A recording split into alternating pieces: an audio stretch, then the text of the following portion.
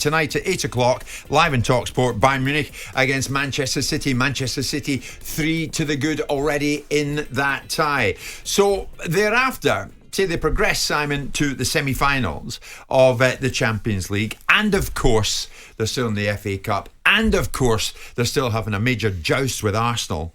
What kind of season is it looking like for Manchester City? Is Manchester City's treble pursuit being given the same kudos as other teams in recent years? I'll get you guys' views on that in 1 second, but the midfielder Rodri has been talking about that after their victory over Leicester at the weekend. Rodri was asked about the prospect of a treble this season.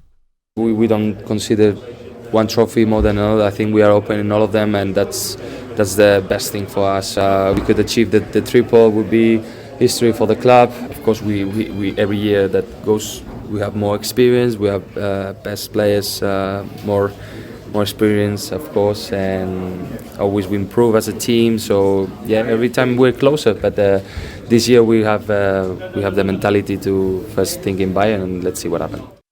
You know something, Simon, we've hardly spoken about the possibility of City doing the treble. Last season it was all, if you remember, Danny, Liverpool, can they do the quadruple? Is it on? I remember Virgil van Dijk shut me right down at Wembley when I put that to him, and he was right to do so. But Simon, City, the treble, is it being given the same kudos as other teams in recent years? Probably not. And ironically, again, I've written an article all about Man City tomorrow and about the fact that this is a remarkable football team on the field.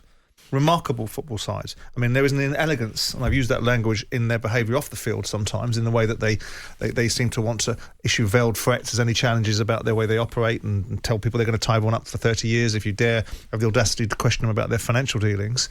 But put all that to one side, and I think I actually do believe those are things of the past. I do actually think Man City are now operating in a very different way. Yeah. But as far as a football team is concerned, they're poetry in motion at times.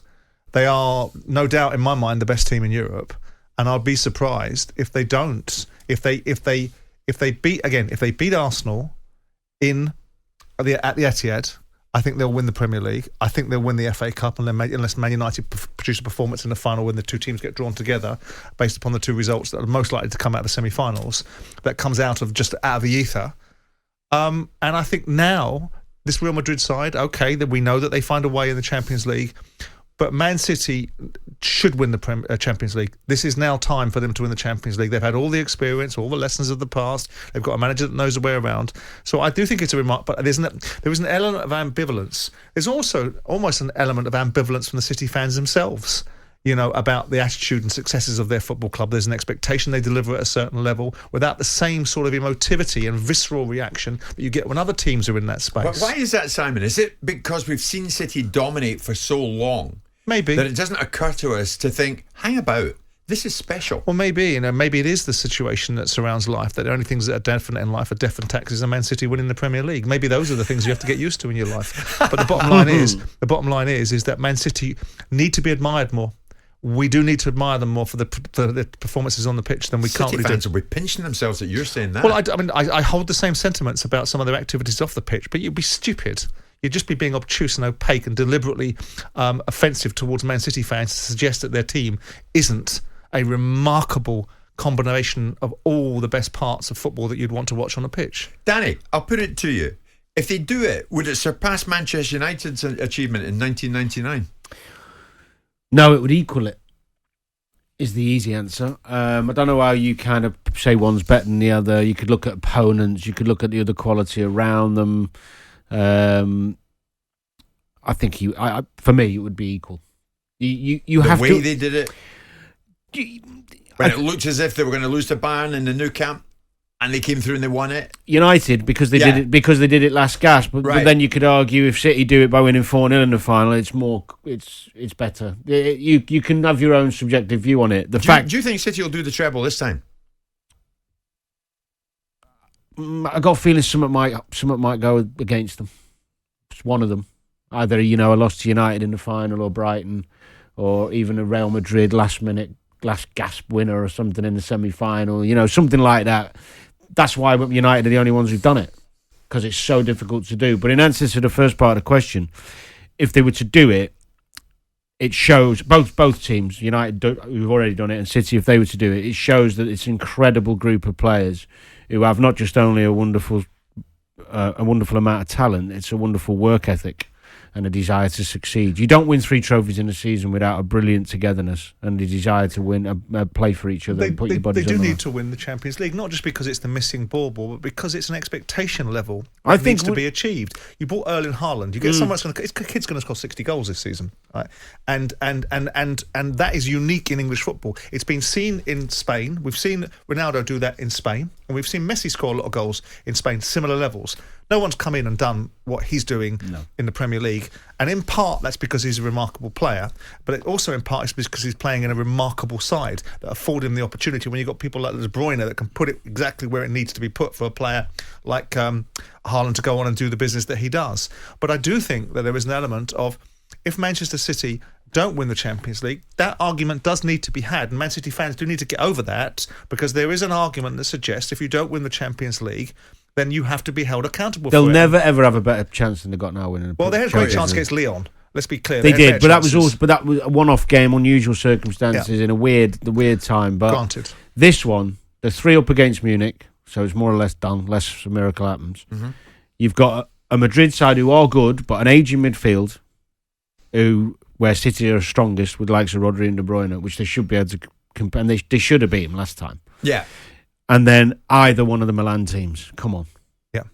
I think Haaland would be hard work for Militao and Alaba.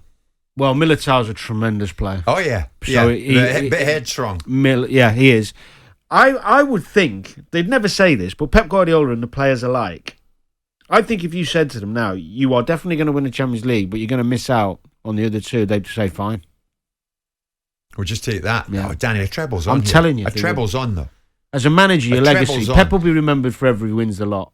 Another league title. I think they'd sacrifice the FA Cup. I don't think they'd sacrifice. No, you don't sacrifice. I'm saying if someone said to you now, you are going to win the Champions League, but you'll miss out on the other 2, and they said, you want to take it, take it. Okay, well, you're fustian packed. As the manager of the club, because they've not won it. Yeah, I mean, looking at it, I'm with you actually, Danny. I think the Champions League now, I think everything points, Simon, to City for me. I looked last night very closely at Stamford Bridge at how Real Madrid went about it. They were extremely professional with the job in hand, but of course they were two up going in against a Chelsea team that couldn't score a goal.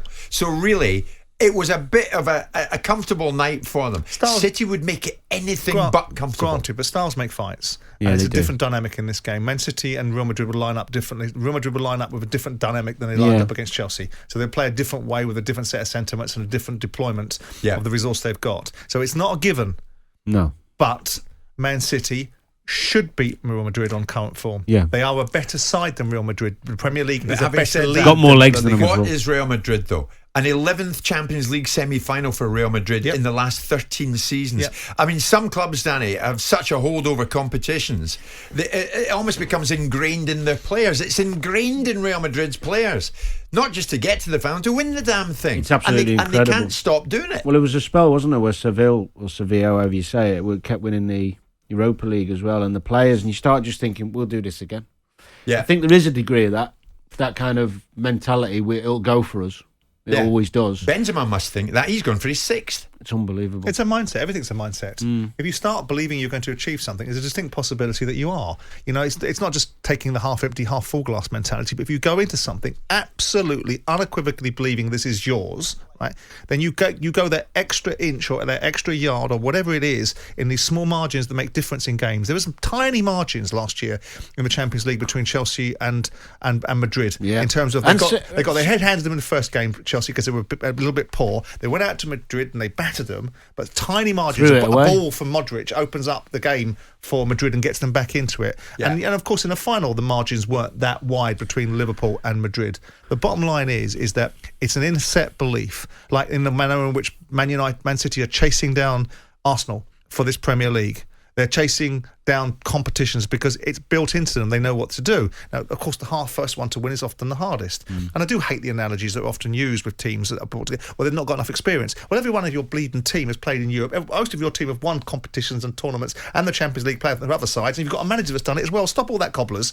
and start getting on with focusing and drilling down on the outcome. And Man City should want, because it's one of the things that is weaponized against them in this pursuit of an elite football club, because it gives the people around the boardrooms of the country, that the teams around the country, this sneer factor. Yeah. You ain't won the Champions League. Yeah. You're not all that, are you? And I'd like it actually to be taken away from sides, because there's a little bit of elitism and a bit of football snobbery about Man City. There's lots about Man City that I don't agree with. You know, I'm not a huge fan of their executive chairman. I'm not a huge fan of the sort of sinister nature of they don't like being challenged for things they've done in the past. But my word is their team something to behold. So you've got to give it where it's due. Are you wearing a Manchester City shirt under that black No, shirt? I think it's the anaesthetic I had yesterday in the hospital. It's not helped me. Jim White and Simon Jordan. Monday to Friday mornings from 10 on AM, on DAB, via the talkSPORT app and on your smart speaker. talkSPORT.